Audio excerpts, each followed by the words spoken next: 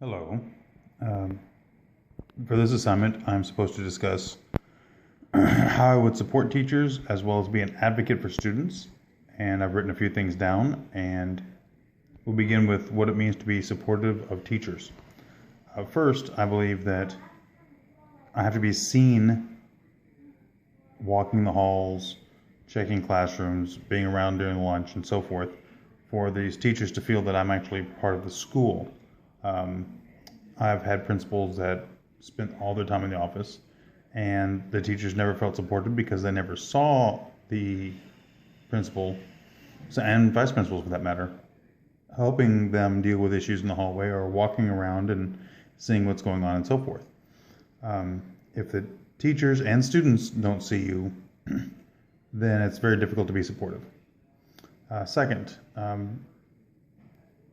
principal, I think, should meet with and talk to as many teachers as possible as soon as possible so that the teachers have some sort of interaction with the principal to understand how they can communicate. Um, if a teacher has an issue with a student and makes the principal aware, as I read in the book, I completely agree with the idea that make sure you get back to that teacher so that they know that you've at least thought about what they discussed with you. This, even if nothing is necessarily done, if the issue is already handled or is something that the teacher took care of, at least the principal is letting the teacher know, hey, I care about you, I value your situation or your concern over the situation, and I will be there in the future to help you do something about it. Third is availability. My current principal is very good about this.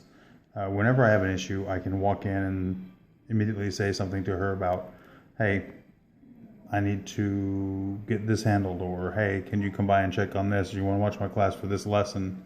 That sort of thing, it makes our relationship much more open, and it makes her more likely to ask me about things like, hey, I tried this. How do you think this went over with the faculty, and so forth. That's the first half of my video response on how to be supportive. Now we're getting to what it means to advocate for children. One of the first things that I think principals do that I've seen that have been effective is that they'll listen to all sides of an issue. A student may come into the office and they may have done something wrong. But listening to the student lets the student know that he or she may have done something against the rules, but at least they're not going to be immediately thrown into suspension without having their voice be heard. And again, many times the punishment's already set, the consequence is going to happen, but just letting the student voice that opinion or voice their side of it allows the principal to build a relationship with the student, saying, you know what, I understand your side, here are the consequences for your action, and you and I can work together to make sure this doesn't happen again. Feel free to come and see me. I can't tell you how many vice principals I had over discipline who used this approach, and because of this, the students, although they may have feared that principal as far as consequences, also respected the principal and knew when they had messed up that they would get something fair and consistent as far as repercussions. Being available as well. If I'm a principal and students don't know where I am or don't know how to get hold of me, how am I supposed to listen to their sides? How am I supposed to hear some of their concerns? The best principals I've seen, kids always know they can go up to them and say, hey, I got something going on, here's my situation. I've seen principals who know the kids' names, but the kids never speak to that principal. If the principal wants the relationship with the students and wants to build that relationship to where the students feel comfortable enough to lean on that principal for support, they have to know where the principal is going to be. And this is partly a function of the district as well. You can't control how many meetings you're called to, but I've actually heard of principals or seen principals delegating meetings to other vice principals so that they can be around for the students. The third thing is presenting the best.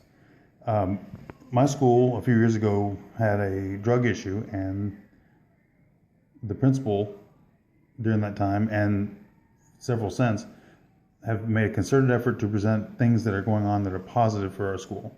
And I think this has built a better reputation for the future generations coming through. Is instead of being the school known for having an overdose, there might be a school known for having a very effective student leadership group, a very effective anti-drug group, a very effective community outreach group. These are the efforts that are being put forth by teachers and principals in my school. And the principals are making sure that they are put in the paper and the community is aware of it so that everyone is seeing the better side of our kids. And that's what I think it means to advocate for our children. Thank you.